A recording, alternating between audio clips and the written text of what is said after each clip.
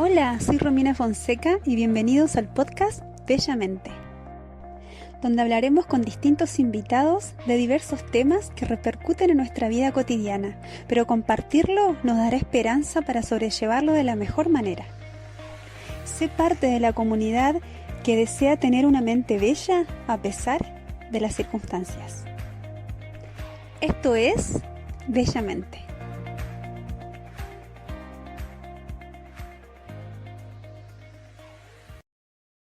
Si buscamos en la Real Academia Española el significado de prosperidad, la define como 1. Condición de próspero. 2. Curso favorable de las cosas. 3. Buena suerte o éxito en lo que se emprende, sucede u ocurre. Si buscamos otra definición, menciona que prosperidad, del latín prosperitas, es el éxito en lo que se emprende, la buena suerte, en lo que sucede o el curso favorable de las cosas. La prosperidad suele asociarse a la riqueza económica y a la abundancia de bienes. Creo que la mayoría de nosotros, cuando pensamos en el significado de prosperidad, generalmente, no digo siempre, la asociamos a la obtención de bienes económicos, al estar bien. No sé, me imagino cuando yo era chica, que si en la iglesia se hablaba de prosperidad o cualquier persona hablaba de prosperidad, me imaginaba una persona feliz en una casa gigante con un auto y una familia feliz.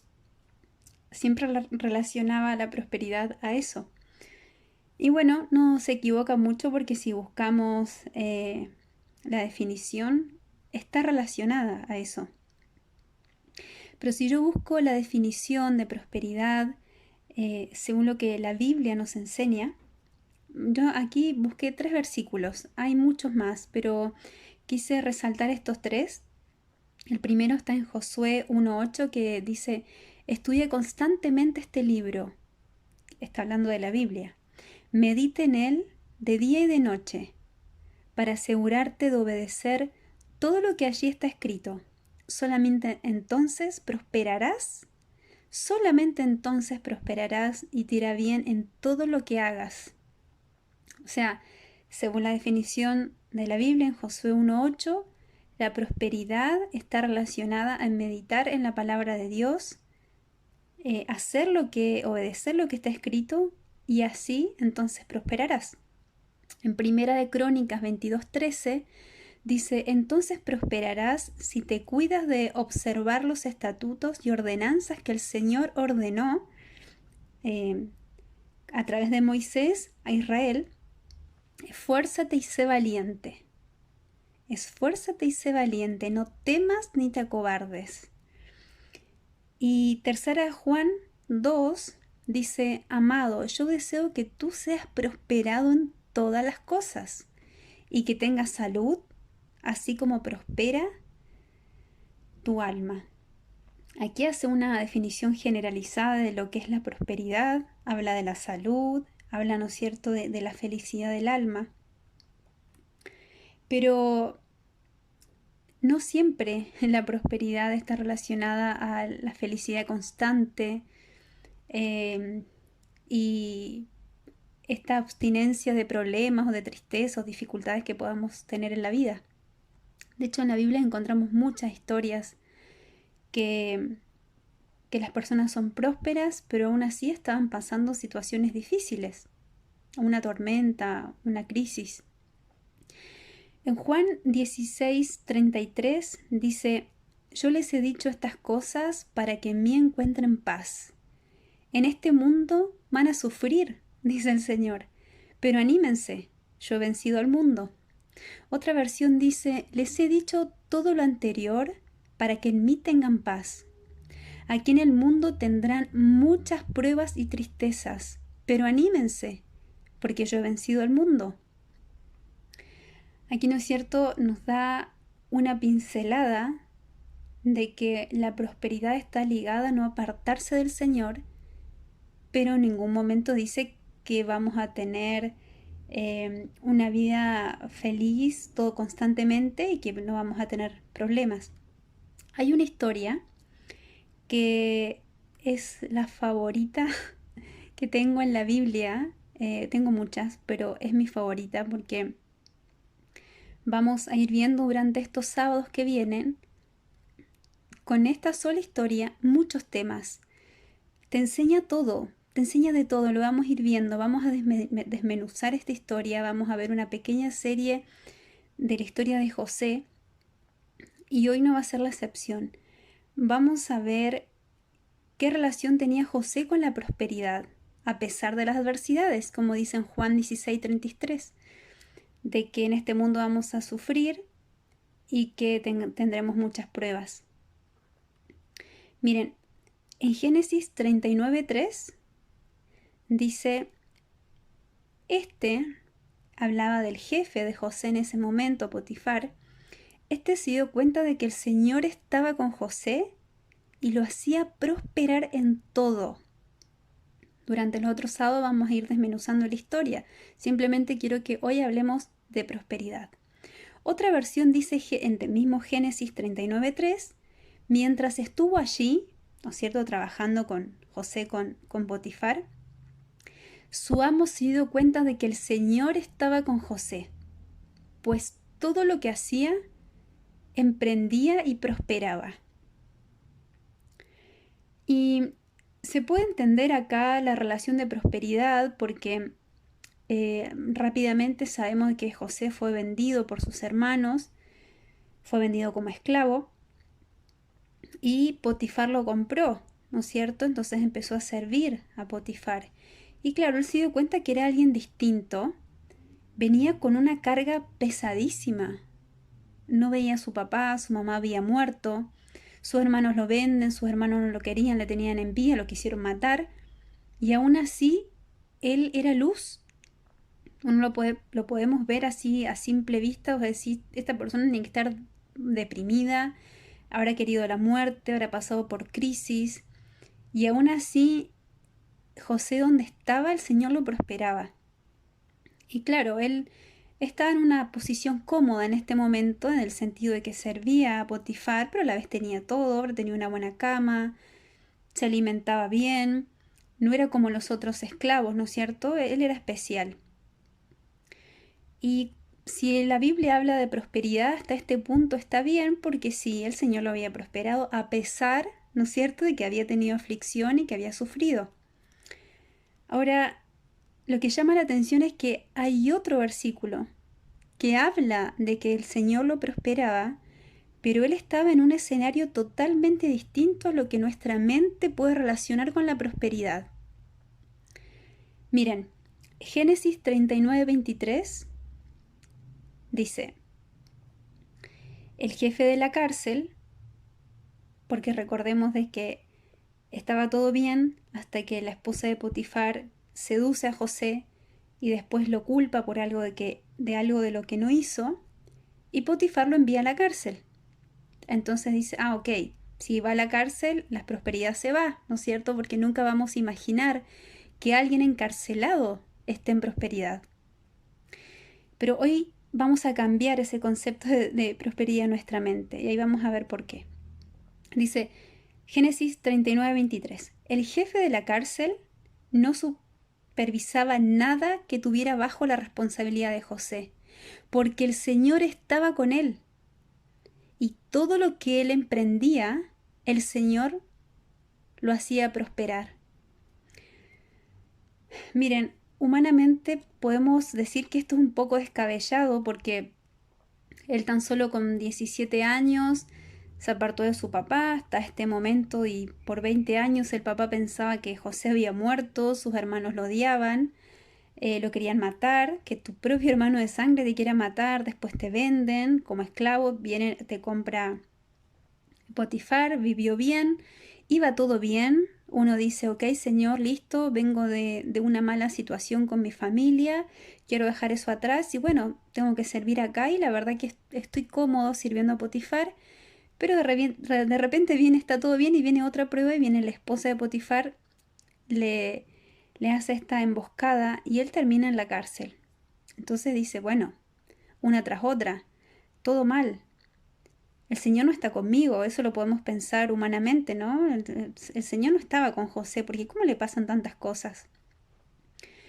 Pero dice que aún estando en la cárcel, todo lo que emprendía el Señor lo prosperaba. Esto me enseña mucho. Esto me dice que la prosperidad no es ausencia de problemas, la prosperidad no es ausencia de tristezas, no es ausencia de situaciones adversas que podamos tener en la vida. La prosperidad es que a pesar de esos problemas, a pesar de esas tormentas, nosotros estemos con el Señor aferrados a Él, aunque no veamos nada, aunque no veamos salida. Y no es que estuvo una semana preso. Yo nunca estuve presa, no me gustaría estarlo, pero yo me imagino que debe ser una situación muy difícil. Ya una semana, un mes me parecería eterno. Él estuvo 2 años aquí y el Señor estaba con él. Entonces, si nosotros vamos en este momento a visitar a gente a la cárcel, en nuestra mente jamás se lo pasaría por la mente decir, wow, estas personas son prósperas o esta persona es próspera si nosotros conocemos su historia. Y si es así, porque según las definiciones que leímos hace un rato, la prosperidad está relacionada al estar con el Señor, no al obtener cosas. Obviamente que uno puede obtener cosas, ¿no es cierto? De hecho, hablando de eso, esta semana conversábamos con un amigo que lo quiero mucho, que es como mi hermano, que vino a casa. Y empezamos a conversar de nuestros sueños, los que queremos para nuestra vida. Le mencionaba que nunca había tenido la necesidad o el querer tener, qué sé yo, un auto propio porque, claro, empecé a trabajar esta semana y yo cruzo la calle, tengo que esperar la micro. Entonces, con el calor terrible que hace acá en Santiago en verano. Y ahí se me pasó por la mente y dije, wow, no aguanto, estuve no sé cuánto esperando la micro y dije en mi mente, quiero un auto para estar fresquita, para llegar rápido a casa, etcétera, ¿no es cierto? Y no está mal eso, porque son cosas y necesidades que el Señor nos puede dar, el Señor nos ama, Él es el dueño del oro y la plata y nosotros somos sus hijos. Y está bien, somos hijos del Rey. Ahora, el problema es cuando al no obtener esas cosas que deseamos y que son materiales y necesarias, claro que sí, el problema es que nos sigue tanto de que al no obtenerlas pensamos que no somos prósperos. ¿Se entiende? Voy a volverlo a repetir. Si nosotros deseamos algo que es algo material y muy necesario, y está bien querer trabajar y obtenerlo, el problema es que si no lo tenemos, pensemos de que no somos prósperos. ¿Sí? Entonces, José es un ejemplo de ello.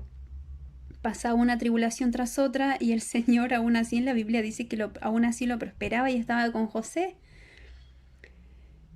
Ya sea que lo vendían sus hermanos, que se fue a la cárcel y el Señor seguía estando con José. Entonces muchas veces pasamos alguna dificultad y decimos, wow, el Señor me abandonó, ¿verdad? Miren, cuando pienso en esta fidelidad de José, me pongo a pensar, José no había leído el Nuevo Testamento, no había estado en la época del Mesías, él estuvo mucho antes. Y la promesa de Juan, o lo que dice Juan, de que en este mundo vas a tener pruebas, tristezas, vas a sufrir, dice otra versión, pero yo he vencido el mundo, él no lo había leído. Entonces, ¿de dónde saca José esa fortaleza? Bueno, obviamente de Dios, pero esa fe en Dios. Y pensando en esta historia, recordé o me imaginé de cómo habrá sido de bendición Raquel cuando José era chiquito. Entonces me imagino contándole la historia. ¿Sabes qué, José? Tu bisabuelo, Abraham, eh, la verdad que le decían o le dicen hasta ahora, le habrá dicho el padre de la fe, porque iba a entregar a tu abuelo Isaac, lo iba a matar porque el Señor se lo había pedido. Isaac era un niño y aún así el Señor lo prosperó. Después Isaac, tu abuelo, tuvo muchas pruebas. Con tu papá Jacob pasamos muchas situaciones complicadas. De hecho, él, para poder ser libres y para poder al fin estar juntos, tuvo que trabajar para mi papá, tu otro abuelo, durante 14 años. Pasamos situaciones muy complejas. Pero mira cómo el Señor nos ha bendecido. yo no podría tener hijos, no podía tener hijos por años, y el Señor me bendijo con vos y me estás escuchando en este momento. Entonces yo me imagino de verdad a Raquel siendo de bendición y contándole las historias de sus abuelos y su antepasado y hasta las propias, de cómo el Señor, a pesar de las dificultades, a pesar de las tormentas, estuvo ahí. Yo creo que fue su gran fortaleza, su mamá, y en esos momentos de pena, de que cuando lo querían vender, ¿no creen que Jesús recordaba a su mamá? Recordaba a su papá y para peor, no sé, él no sabía que le habían dicho que a su papá que él había muerto, obviamente, porque él se fue, mi papá estará sufriendo, habrá pensado. Bueno, tantas cosas tristes, ¿no es cierto? Viéndola y profundizando. Y aún así, él seguía confiando. Y eso es lo que nosotros debemos imitar. ¿Y cómo lo hacía? Bueno, nunca se apartó del Señor. Él seguía orando y seguía confiando a pesar de las circunstancias. Durante esta semana, bueno, les comenté que hablé con mi amigo y el día de ayer, que fue viernes, me salí del trabajo, volví a mi casa y me tomé una micro.